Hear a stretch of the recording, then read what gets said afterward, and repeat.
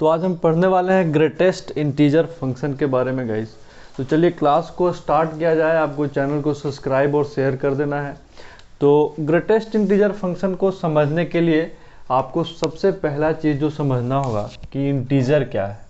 तो guys integer यानी कि नन फ्रैक्शन वाला वैल्यू। अब मैं क्या बोलना चाह रहा हूँ आपसे, जैसे मैं इस नंबर लाइन को ले लूँ और नंबर लाइन पे आपको पता है कि जीरो के इस साइड सारे वैल्यू पॉजिटिव होते हैं और दूसरे साइड सारे वैल्यू निगेटिव होते हैं। तो गाइज सारे नंबर है ना, निगेटिव भी लेंगे, जीरो को भी लेंगे और पॉजिटिव भी लेंगे। लेकिन इंटीजर होने के लिए आपको यह ध्यान रखना है कि आइदर आप निगेटिव लीजिए, ज़ीरो लीजिए या पॉजिटिव लीजिए, वो फ्रैक्शन नहीं होना चाहिए। फ्रैक्शन नहीं होना चाहिए इन द सेंस पॉइंट में नहीं होना चाहिए। मतलब कि अगर मैं 8.2 लिखूँ तो यहाँ पे मैंने 8.2 बोला, ये इंटीजर नहीं है। लेकिन जैसे ही मैं अगर 8 लिखता हूँ, यहाँ पे ये फ्रैक्शन फ्री है, यानी उसके साथ कोई भी पॉइंट अटैच नहीं है, मतलब कि यह एक इंटीजर हुआ। अगर मैं -8 लिखता हूँ फिर भी ये पॉइंट फ्री है, मतलब ये इंटीजर हुआ। अब गाइज अगर मैं 7.4 ले लेता हूँ तो ये इंटीजर नहीं होगा। क्यों? क्योंकि इसके साथ पॉइंट है। अगर मैं -7.4 ले लेता हूँ फिर भी ये इंटीजर नहीं है। क्यों? क्योंकि इसके साथ फ्रैक्शनल पार्ट है, पॉइंट है ना। लेकिन अगर मैं -7 ले लूँ तो यह एक इंटीजर होगा। क्यों? क्योंकि ये पॉइंट फ्री है। तो वो सभी नंबर जो फ्रैक्शन फ्री हैं गाइज, उन्हें हम इंटीजर बोलेंगे, चाहे वो नेगेटिव हो, ज़ीरो हो या पॉजिटिव हो। तो अगर आप इस चीज़ को समझ गए तो चलिए हम आगे बढ़ेंगे। अब समझेंगे कि ग्रेटेस्ट इंटीजर फंक्शन क्या होता है, को हम रिप्रेजेंट कैसे करते हैं गाइज। तो रिप्रेजेंटेड बाय दिस साइन है ना। ग्रेटेस्ट इंटीजर फंक्शन को रिप्रेजेंट करने के लिए यह साइन यूज किया जाता है। अब फंक्शन यानी कि y बराबर fx, तो इसे हम कैसे लिखेंगे, इस ब्रैकेट के अंदर x को लिख देंगे, तो इसका मतलब हुआ ग्रेटेस्ट इंटीजर फंक्शन। अब कुछ छोटी छोटी बातों को समझेंगे और आपको मैं क्लियर करता हूँ पूरा कि ये ग्रेटेस्ट इंटीग्रल है क्या और वैल्यू कैसे निकाला जाएगा। तो गाइज मैं अगर 8.4 लिखता हूँ और आपसे बोलता हूँ कि ग्रेटेस्ट इंटीग्रल फंक्शन क्या होगा, तो इसे समझने के लिए हम नंबर लाइन को ड्रॉ करेंगे और नंबर लाइन पे ये जानने की कोशिश करेंगे कि 8.4 का ग्रेटेस्ट इंटीग्रल वैल्यू क्या होगा। तो गाइस नंबर लाइन को हमने ड्रॉ कर दिया है। अब अगर आप ध्यान से देखें तो 8.4 यानी कि कहीं भी ये वैल्यू जो है, कहीं भी वैल्यू इस साइड होगी। और ग्रेटेस्ट इंटीग्रल वैल्यू के लिए आपको दिमाग में क्या रखना है कि जस्ट लेफ्ट वाला वैल्यू लेंगे। अब गाइज 8.4 के जस्ट लेफ्ट में जो इंटीजर होगा वो वैल्यू आपको ले लेना है। तो 8.4 के जस्ट लेफ्ट में कौन सा इंटीजर आता है गाइज? तो 8 आता है ना। तो इसका वैल्यू किसके बराबर होगा? 8 के बराबर। अगर मान लो कि मैं 7.6 लिख देता हूँ और आपसे पूछता हूँ कि ग्रेटेस्ट इंटीग्रल का वैल्यू क्या होगा, तो 7.6 यानी कि ये वैल्यू कहीं भी यहाँ 7 और 8 के बीच में लाई करेगा, है ना। तो 7 और 8 के बीच में लाई करेगा, यानी कि इसका जस्ट लेफ्ट में जो इंटीग्रल वैल्यू है वो क्या है? 7। तो डायरेक्टली इसका वैल्यू कितना लिखेंगे? 7। एक और एग्जांपल लेते हैं। सपोज करो कि मैं 5.5 लिख दिया। अब गाइज अगर जस्ट 5.5 को नंबर लाइन पे देखिए, कहीं यहाँ 5 और 6 के बीच में आएगा। और अगर जस्ट लेफ्ट का वैल्यू आप देखें तो जस्ट लेफ्ट में ये वैल्यू इंटीग्रल वैल्यू 5 है ना। तो यहाँ से जो लॉजिक निकल के आता है कि लॉजिक क्या है गाइज, ये सबसे ज़्यादा इम्पोर्टेंट है जो आपको माइंड में रखना है कि जस्ट लेफ्ट वाला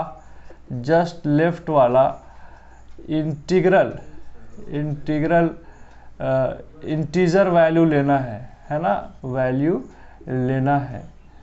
यानी कि जस्ट लेफ्ट में जो भी इंटीजर वैल्यू आएगा उसे हम ले लेंगे, है ना।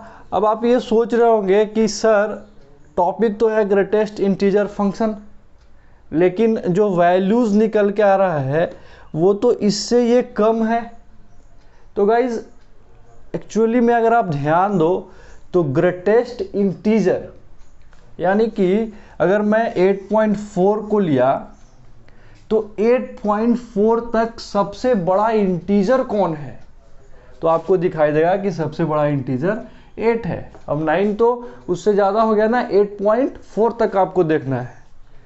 अभी एक और प्रॉब्लम को करते हैं गाइस, और आपको इस बार ध्यान से आंसर करना है। बिल्कुल वीडियो को पॉज कीजिएगा और आंसर पहले लिखिएगा, फिर वीडियो प्ले कीजिएगा। तो गाइस अगर मैं आपसे -3.6 का ग्रेटेस्ट इंटीग्रल निकालने बोल दूं, ध्यान से सोचना है गाइस। पहले हम वीडियो को पॉज करेंगे, पॉज करने के बाद फिर आंसर करेंगे। तो अगर मैं इसे नंबर लाइन पे ड्रॉ करूंगा तो कहीं यहाँ पे ले लेता हूँ मैं -2 -1 0, इधर 1 है अपना, 2 है, और इधर में गाइस हम ले लेंगे -3 -4, है ना। अब जैसे ही मैंने बोला -3.6 का मतलब कि ये कहीं यहाँ पे लाई करेगा, और मैंने आपको क्या लॉजिक दिया है कि जस्ट लेफ्ट वाला इंटीजर वैल्यू। अभी इसका ध्यान से देखो तो जस्ट लेफ्ट में कौन सा इंटीजर वैल्यू आता है, तो इंटीजर वैल्यू आता है -4, तो इसका वैल्यू क्या हो जाएगा -4। बहुत सारे बच्चे मिस्टेक क्या करते हैं कि इसे डायरेक्ट -3 लिख देते हैं, क्योंकि उन्हें यहाँ पे दिखता है कि जस्ट पॉइंट को नेग्लेक्ट कर दिया गया है, तो वो बस पॉजिटिव में ही फॉलो करेगा। जब निगेटिव में आइएगा तो ये जस्ट लेफ्ट वाला वैल्यू -4 हो जाएगा, और हमें बस इंटीजर लेना है। अगर मैं आपको ऐसा दे दूँ कि -4.5 और इसका ग्रेटेस्ट इंटीग्रल का वैल्यू क्या होगा, तो आप अगर ध्यान से देखेंगे तो ये कहीं यहाँ पे लाई करेगा, और जस्ट लेफ्ट में अगर आप देखिएगा तो जस्ट लेफ्ट में ये वैल्यू आता है गाइस।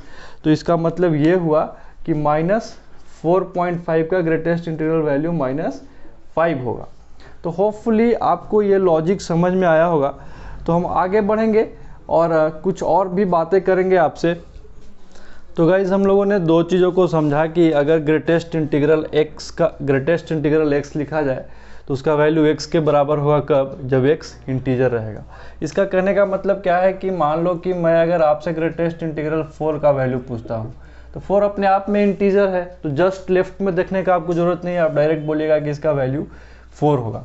अगर मैं आपसे 5 का वैल्यू पूछूंगा तो आप डायरेक्ट बोलिएगा कि सर 5 तो अपने आप में इंटीजर है, तो लेफ्ट में देखने का ज़रूरत नहीं है, यानी कि डायरेक्ट वैल्यू 5 होगा। लेकिन मैं अगर आपको ये x जो है ग्रेटेस्ट इंटीग्रल के अंदर उसे पॉइंट में दे दूँ, है ना, उसे पॉइंट में दे दूँ या फ्रैक्शन में दे दूँ, तब आपको जस्ट लेफ्ट में देखने का ज़रूरत है। फॉर एग्जांपल जैसे अभी हम लोगों ने बहुत सारा एग्जांपल किया कि 4.5 है, तो जस्ट लेफ्ट में इंटीग्रल वैल्यू क्या आएगा, 4 आएगा।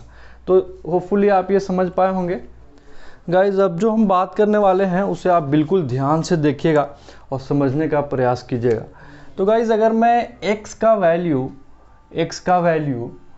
अगर मैं 1 ले लूँ तो ग्रेटेस्ट इंटीग्रल ऑफ x कितना आएगा, तो आप बोलिएगा कि सर 1 ही आएगा, है ना। अगर मैं x का वैल्यू 1.1 ले लूँ तो ग्रेटेस्ट इंटीग्रल का वैल्यू क्या आएगा, तो अभी भी आप बोलिएगा कि सर 1 ही आएगा। अगर गाइज मैं x का वैल्यू 1.2 ले लूँ और आपसे बोलूँ कि ग्रेटेस्ट इंटीग्रल का वैल्यू क्या आएगा, तो आप अभी भी बोलिएगा कि सर 1 ही आएगा। अगर मैं ग्रेटेस्ट इंटीग्रल का वैल्यू 1.5 ले लूँ और आपसे बोलूँ कि क्या आएगा वैल्यू, तो आप अभी भी बोलिएगा कि सर 1 ही आएगा। अब गाइज ऐसे ही करते करते मैं अगर 1.7 ले लूँ तो आपसे पूछूँ क्या आएगा वैल्यू, आप अभी भी बोलिएगा कि सर 1 ही आएगा। अब गाइज अगर x का वैल्यू मैं 1.9 ले लूँ तो आप अभी भी बोलिएगा कि सर ग्रेटेस्ट इंटीग्रल 1 ही होगा। अब गाइज अगर x का वैल्यू मैं 1.999 ले लूँ और आपसे पूछूं कि ग्रेटेस्ट इंटीग्रल क्या होगा, तो आप अभी भी बोलिएगा कि सर 1 ही होगा। लेकिन गाइज जिस दिन मैंने 2 लिया, आप मुझे क्या बोलिएगा कि सर ग्रेटेस्ट इंटीग्रल का वैल्यू इस बार बदला और 2 हो गया। मतलब गाइज ध्यान देने वाली बात यह है कि अगर x जो है उसका वैल्यू 1 से लिया जाए लेकिन 2 से कम लिया जाए, 1 से स्टार्ट किया जाए लेकिन 2 से कम लिया जाए, तो ग्रेटेस्ट इंटीग्रल का वैल्यू हमेशा कितना रहेगा, हमेशा 1 रहेगा, है कि नहीं। देखिए 1 से मैंने स्टार्ट किया लेकिन 1.99 तक ये 1 ही रहा, लेकिन जैसे ही 2 आया ये वैल्यू चेंज हुआ, मतलब 1 से स्टार्ट करो और 2 से कम रखे तो हमेशा ये वैल्यू 1 रहेगा। अगर इसको फर्दर हम एक्सटेंड करेगा तो अगर x का वैल्यू 2 से स्टार्ट किया जाए और 3 से कम लिया जाए तो ग्रेटेस्ट इंटीग्रल का हमेशा वैल्यू किसके बराबर रहेगा, 2 के बराबर। अगर ये वैल्यू 3 से स्टार्ट किया जाए और 4 से कम लिया जाए तो ये वैल्यू हमेशा किसके बराबर रहेगा गाइस, तो हमेशा ये वैल्यू 3 के बराबर रहेगा। अगर मैं इसी चीज़ को स्टार्ट करूँ 4 से और 5 पे तक लूँ तो ये वैल्यू हमेशा जो है किसके बराबर रहेगा, 4 के बराबर रहेगा। अगर ये बात आप समझ गए तो चलिए अभी हम ग्राफ का बात करेंगे और देखेंगे कि रेंज और डोमेन ग्रेटेस्ट इंटीग्रल फंक्शन का क्या होता है। तो गाइज हम ग्राफ को डिस्कस कर रहे थे और देखेंगे ग्रेटेस्ट इंटीग्रल के ग्राफ के बारे में। गाइज y का वैल्यू 0 के बराबर है, कब, जब x कहाँ से कहाँ है, 0 से 1 तक। मतलब कि y का वैल्यू 0 के बराबर होगा, बराबर यानी कि डार्क सर्कल दे देंगे, और कहाँ से कहाँ x का वैल्यू 0 से 1, मतलब कि x का वैल्यू हमें कहाँ से कहाँ लेना है गाइज, तो 0 से 1 लेना है ना। 1 पे ऐसा ओपन कर देंगे, 1 पे ओपन है। अभी गाइज देखिए y का वैल्यू 1 के बराबर है, कब, जब x का वैल्यू 1 to 2 है। मतलब कि y का वैल्यू 1 के बराबर हो जाएगा, कब, जब x का वैल्यू हम कहाँ से कहाँ लेंगे गाइज, 1 से 2 लेंगे। अब y का वैल्यू 2 के बराबर है, y का वैल्यू 2 के बराबर है, कब, जब x का वैल्यू 2 से 3 के बीच में है, मतलब 2 से 3 यहाँ पे आएगा कहीं पे, है ना। अभी गाइज आप ध्यान से समझते रहिए ये सारे कॉन्सेप्ट को कि अगर y का वैल्यू 3 के बराबर होगा, 3 के बराबर होगा, कब, जब, है ना, इस y एक्सिस पे हम 3 कहीं यहाँ पे ले लेंगे और 3 के बराबर रखेंगे इसको, यानी कि ये वैल्यू कहीं यहाँ पे आ जाएगा। कब, 3 के बराबर यानी डार्क सर्कल, कब, जब ये 3 से 4 के बीच में होगा x, तो 3 से 4 यानी कि कहीं यहाँ पे, है ना। तो ये सारे कॉन्सेप्ट को हम सीख रहे हैं गाइज स्लोली एंड स्लोली। अब आते हैं निगेटिव में, देखते हैं कि y का वैल्यू 0 तो देख लिया गया, y का वैल्यू -1 है, y का वैल्यू -1 है, कब, जब x का वैल्यू -1 से 0 है ना। जब x का वैल्यू कहाँ से कहाँ तक है गाइज, तो -1 से 0 है ना। ऐसे ही इसके फर्दर हम अगर एक्सटेंड करते जाए तो ये वैल्यू कुछ ऐसे आते जाएगी, और फाइनली अगर आप सारे डॉट्स को कनेक्ट करो तो आपको ये एक ऐसे स्ट्रेट लाइन की तरह दिखाई देना चाहिए गाइस। तो ये ग्राफ हुआ अपना ग्रेटेस्ट इंटीग्रल फंक्शन का। अगर मैं यहीं पे आपसे पूछ दूं कि डोमेन क्या होगा, तो मैंने आपको लॉजिक बताया है ना, कि डोमेन यानी कि जो वैल्यू हम देते हैं इनपुट, यानी कि वो कहाँ से मिलने वाला है, तो एक्स एक्सिस से। तो एक्स एक्सिस हमेशा क्या देगा, डोमेन देगा। तो गाइस डोमेन क्या होगा, यानी एक्स एक्सिस पे वैल्यू कहाँ से कहाँ तक वेरी कर रहा है। तो आप अगर ध्यान से देखें तो मैंने पॉजिटिव भी लिया, 0 भी लिया, और मैंने नेगेटिव भी लिया एक्स का वैल्यू। इसका मतलब 0, पॉजिटिव और नेगेटिव को अगर एक साथ रखा जाए तो उसी को तो हम बोलते हैं आर यानी कि रियल नंबर, है ना, रियल नंबर। और अगर मैं आपसे बात करूं रेंज का, तो रेंज यानी कि वाई एक्सिस पे वैल्यू कहां से कहां तक वेरी कर रहा है।